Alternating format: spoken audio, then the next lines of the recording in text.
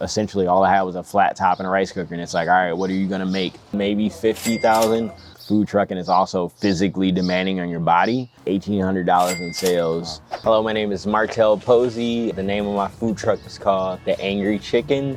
And I got started just going into a venture with my family members after working on a food truck for a few years. And why did you get into the food truck industry? Can you tell us a little bit about that? I really enjoy cooking. It was one of my passions in life that I really just enjoyed doing on my own personal time. I was kind of looking at ways of side hustles that I could do, and one of my family members had saw this truck and sent it to me, and we went and looked at it and kind of just talked about it, and then we decided to go forward with getting the truck. And then after that, it was kind of let's come up with a concept of something that I can take out in the community and start a business with. Did you have any experience in the cooking industry? I wouldn't say in like a professional kitchen industry, but I worked on a local food truck called Patty Matters for about a year and a half under Lauren, and she kind of taught me a lot and kind of gave me that place to just be able to learn a lot and things like that. So kind of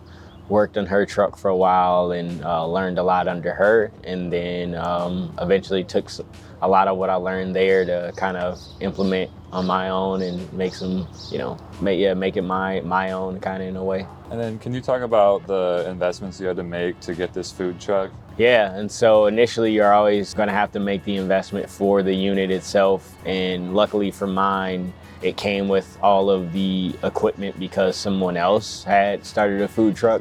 And so it came with everything from most of the equipment to the spoons to the bowls and everything you needed. So we got pretty lucky there. Then after that, you got to go through quite a bit of a process to get a bunch of licenses.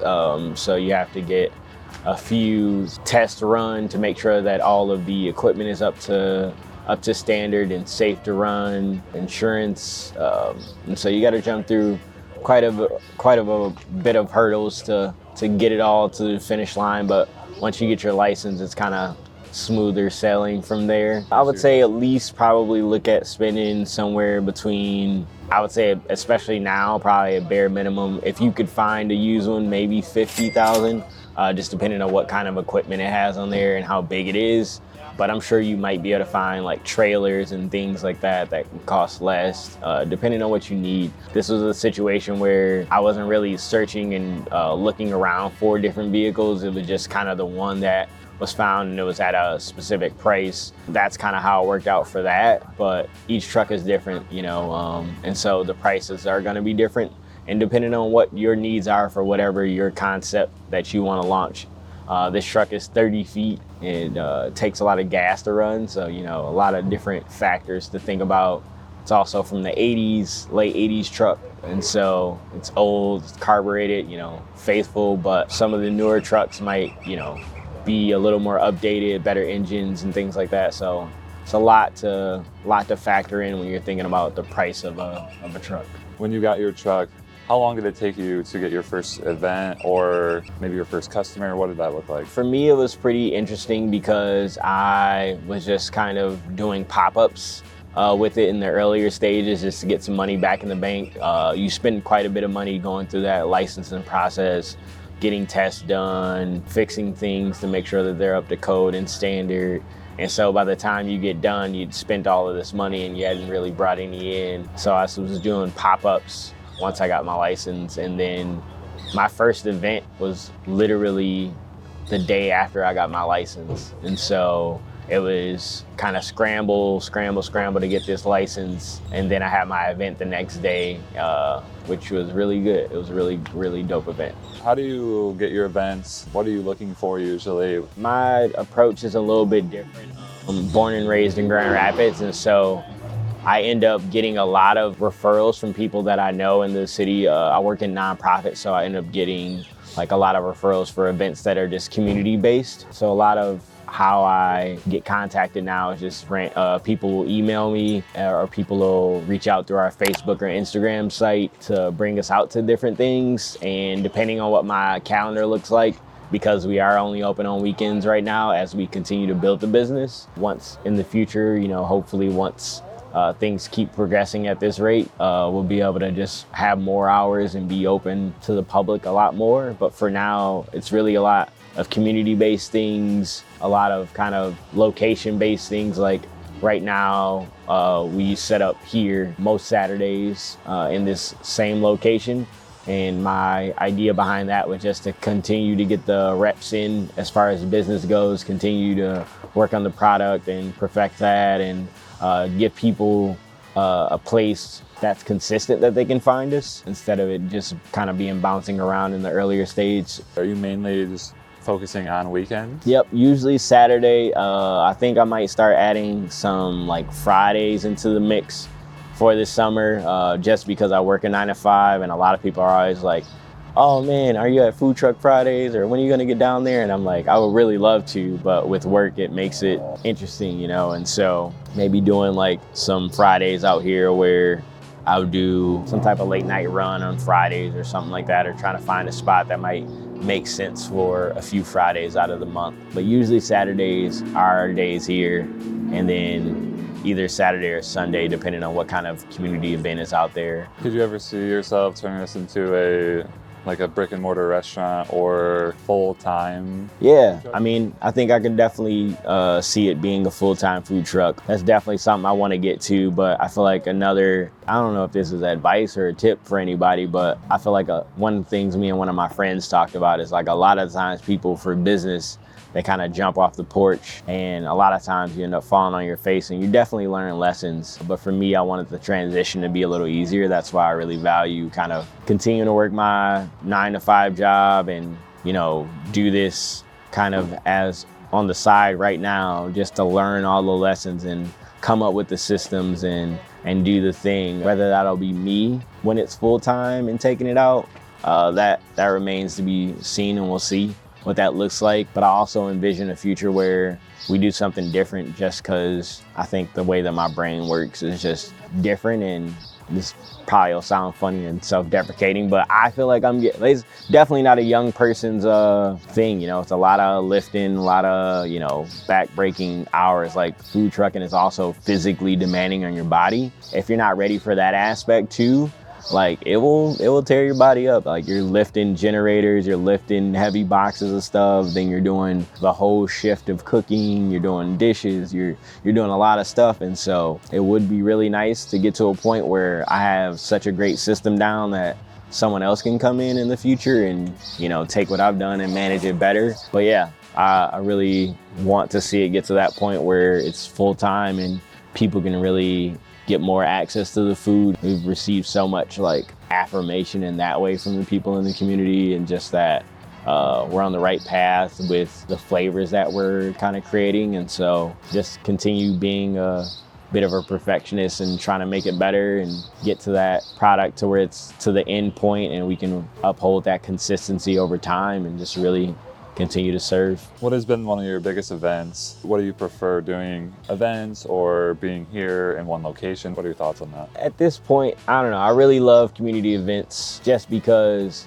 when new people get a chance to try the food, it's really, really awesome, and it gives you a chance to be out in community. And that's something that I do in my day job and nonprofit. I'm always in community, working in community. It's something that's really important to me. And so just having a chance to be out at something like pickleball, or, you know, just different things that are out in the community. I would say the car shows with Executive Motorsports are always probably some of my favorites now. We just did their open house last week and had one of our best days numbers wise. They also brought us out to Metro Cruise, which is another huge day for us. So I would say at this point, they're probably our number one person when it comes to just doing events that have really been really well for us. Are you doing any online advertising, any social media? What does that look like? Yeah, so right now we just have the basics. We really only had Facebook and Instagram up to this point. We just made the purchase for the website, and so that is loading currently, and so that'll give people a quicker way to see where we're at and what we're doing on top of social medias. But yeah, Facebook and Instagram, and we got a guide that shows us how to start a TikTok. So maybe I'll do one of those too and post the food online in that way too. So What are some of the expenses that come with owning a food truck? whew, they vary. I was just thinking about this on the way here too. Like the amount of hats that you wear as a food truck owner, especially doing it kind of solo, you really wear so many hats. The expenses change. Like before I came here today, I went to the store to buy some cleaning ingredients to just really do a deep clean on the truck. A lot of the expenses are like insurance, and then mainly just inventory. Each week you really gotta pick up ingredients, and so for me, I pick up like local fresh ingredients every week, and then prepare them to serve on my truck so that they're fresh. And so usually just my local ingredients every time I go out, insurance every month, and then just the random equipment and supplies that'll come up. I had to go to the Home Depot to buy like storage bins to organize things. I went this morning to buy cleaning supplies. So anything that you can imagine that you would need for like a regular restaurant, essentially, you're doing that. But on a truck that is moving and bounces around a lot, so things come unscrewed all the time, things start moving around, and so it really can just be just about anything. Can you talk about the menu and what inspired that? Like I said, I got licensed the day before the event that I had scheduled, and so like that week, I'd already had a concept of what I was going to be doing.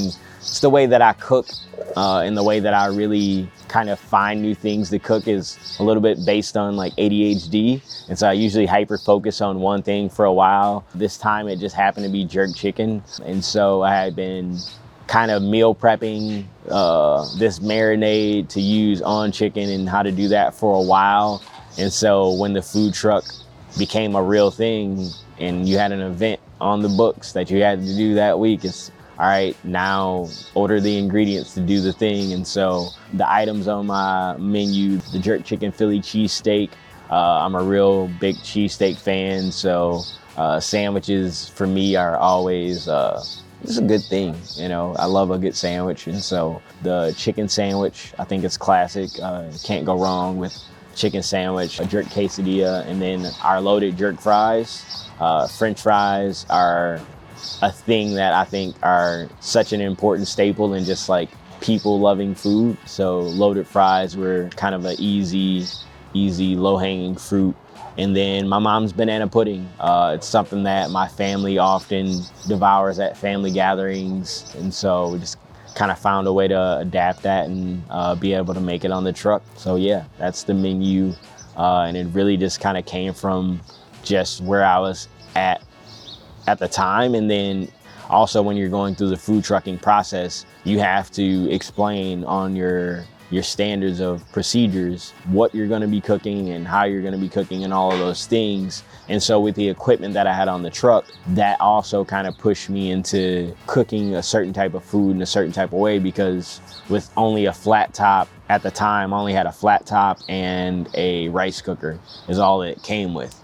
And so I added the deep fryer to add just like some more capacity, but essentially all I had was a flat top and a rice cooker. And it's like, all right, what are you going to make with just a flat top and a rice cooker? And so I was kind of limited in that way. I really wanted like an open flame or fire, which is something I hope to add really quickly here in the future, with just like some grills and things like that to give my true essence, which is probably grilling and barbecuing. And so yeah, that's kind of how the menu came to be, and just continuing to work at mastering the base menu, and then we'll start to add on kind of other parts of the menu too as we keep going on. What is your best seller? The loaded fries, easily. Most of the time, it just depends on where we're at too, I guess. The loaded fries are definitely like the most consistent #1 seller, but the Philly and like I would say at Pickleball, they're not the #1 seller. The loaded fries, they're usually my #1 seller. But at Pickleball, the chicken sandwich and the jerk Philly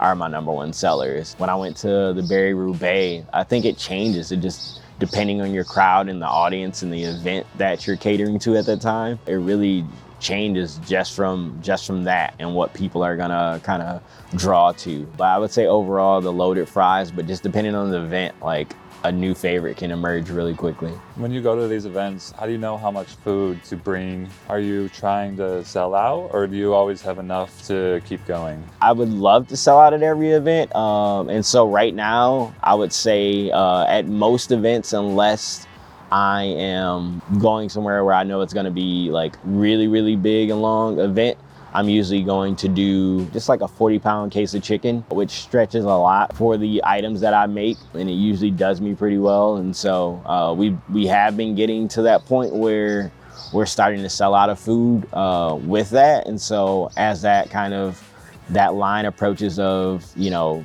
yes, you can run out for a bit, but not for forever. And so starting to make sure that we keep just a little bit more on hand, especially if it, you know, continue to find ways to give back. And so one of the things that I do for work is I work at a place called AYA Youth Collective, and we do some really cool work around addressing like youth homelessness. And so every time that I have like leftover like chicken or stuff from the weekend, I'll then take it down there and donate, and then they can repurpose it into like mixing it with like some pasta noodles and some Alfredo sauce, and now they have like a meal that they can serve into the community. So really kind of make sure that we're not wasting product also. And so just trying to create a different way to do business so that it makes sense. What are your plans for the future? What does growing your business look like? Our plans for the future are really just continuing to grow the business. We just launched or started the website, so getting that done. Another thing that we really would love to get accomplished this year is getting the truck wrap. The truck is quite large, 30 feet long, and so it's a lot of surface to cover. That really factors into how much it's gonna cost, which we are not 100% sure of what that looks like yet. And so continuing to do events to get the money in the bank so that we can make things more efficient on the truck as we go throughout this year and the rest of 2024. Hopefully by the end of 2025, we have all the branding done, the truck is wrapped, the inside of the truck is very, very organized and all kind of mapped out. And yeah, just continuing to go forward, and hopefully in 2025 we have an employee or something along those lines. But just continuing to serve the community and make food that everybody seems to love. So are you currently running this solo, or do you have people help you? How do you know how much help you need when you go to an event? Really just me for the most part. My mom does help me out on a lot of things and a lot of weekends. And then there are some really cool people who are just friends, or friends of friends who've recommended people to help me out for just like certain events where I know I might need an extra hand. And so yeah, usually the larger events, or an event that has a lot more individuals, like say the Barry Roubaix we did this year, like I know I should have had 3 people or 4 people or whatnot. But usually when you get into the numbers of thousands of people, you know, you're gonna need a few extra hands on deck. But for like most of the local events, like me and another person usually do pretty well. And so yeah, just as business grows, hopefully you know, we can find people who believe in what we're doing and just continue on, serving the community. Can you tell us about one of your best days with the food truck, and maybe like how many of one of the items you sold? Personally, in my opinion, I would say the last time we were out here, for me, that was a very special day. Just because we did our most amount of money in sales at a location that is personal to us, just because my uncle has this really amazing clothing store that we're able to open up next to. And so I would say here, we probably sold, I want to say 75 loaded jerk fries or something like that day. And I think we did around like $1,800 in sales at a location without a website, with social media, word of mouth kind of, you know, marketing, and to be able to do like that well, and by staying in place, not spending a bunch of money in gas and paying fees to be at a spot or something like that. And so it really, days like that really help us to be able to, like recently I just purchased a new generator that's like the next step up, and that'll allow us to run all of the equipment on the truck compared to having things we couldn't run at the same time because we had too small of a generator. And so I would say that day, any day like that where you sell out of just about everything, which is what we did, we sold out of about just about everything. Yeah, you go home that day and it's worth it, and you just start planning on Monday how you're gonna do that again, the next week. Can you give me 3 tips of advice for any other entrepreneurs out there? Procrastination is probably your biggest enemy. Be great at problem solving, and if the numbers don't make sense, you're probably wasting a lot of time until your numbers make sense and you can see on paper what you should be making, what your prices should be, because there are certain factors that aren't going to be in your favor. There's always going to be expenses. There's always going to be, taxes and things and that you got to pay. And so making sure that your numbers are good so that you can do the thing, which is make the money so that you can take care of yourself, or, make sure that the time that you're spending and putting into your business isn't in vain.